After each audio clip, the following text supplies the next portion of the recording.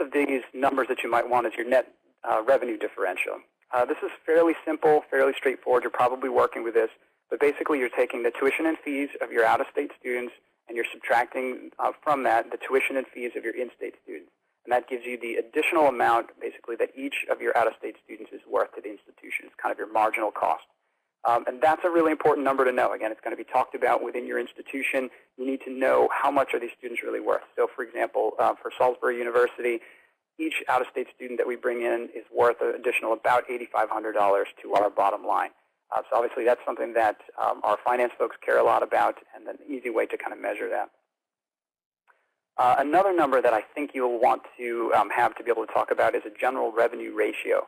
So this is the formula, again, not that difficult.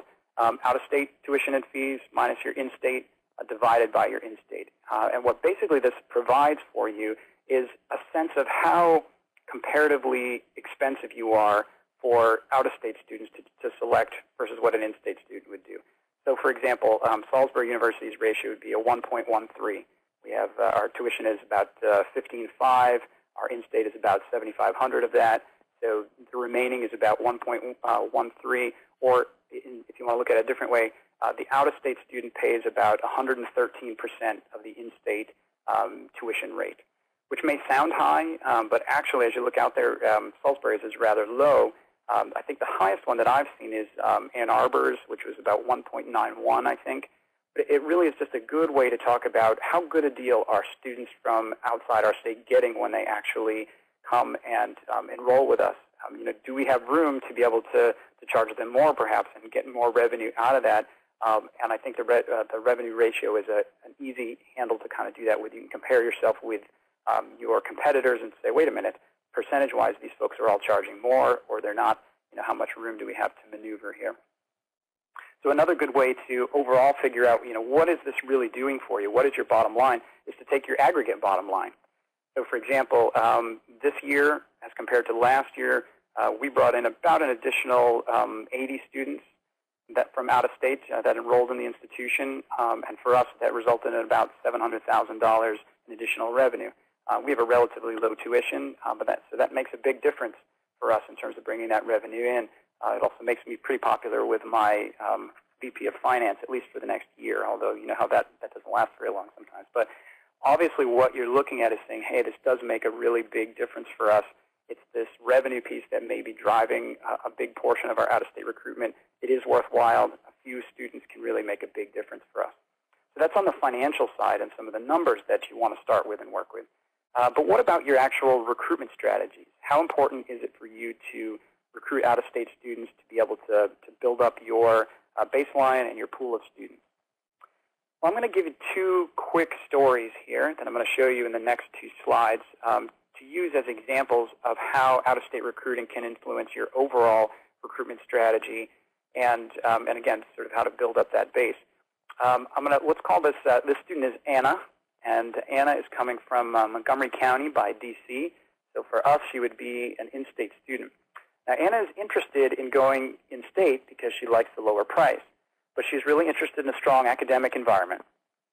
So what my recruitment staff is going to do is we're going to make sure that she knows that we have students from lots of different places, from 30 different states and 50 to 60 countries here on campus, and let her know why it's such a benefit to be able to study with people coming from other places, not just her home state. So if she looks and checks out some of the out-of-state percentages, as she compares us with other places that are in-state, I've given you three examples here. We have one of the highest levels of out-of-state enrollment. It's not very high nationally, but for inside the state, we're second only to College Park, the big flagship Maryland program.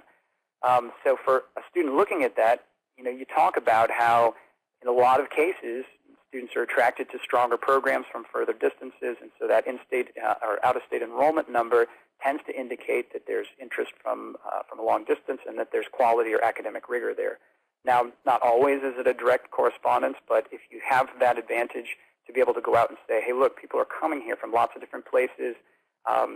This is a great place to be. We're showing you even in-state, you want to work with out-of-state students and meet people from all over. So for us, if the student doesn't get into College Park or doesn't choose to go there because of the location, we would be a next great fit for this student if she's looking to meet people from lots of places and see that out-of-state advantage as well.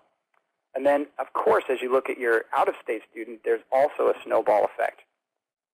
So I've called this student John, and I've decided that John is coming from Rockland County, New York, just a little upstate from the city, and he would like to go south for college.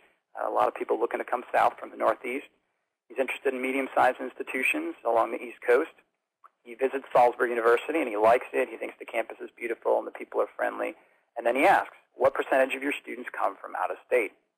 Now, what he's really asking, he probably doesn't care that much actually about the percentage, but he really wants to see whether or not he will feel like he's the only student not from Maryland on campus.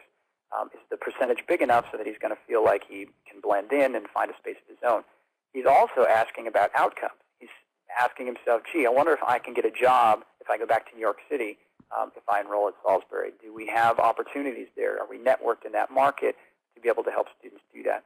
The higher your out-of-state percentage is, the stronger your case is, both with Anna and with John, that you can help them to get the kind of outcomes that they want, that you're going to have a network someplace that he might want to go, that he's going to feel comfortable while he's there.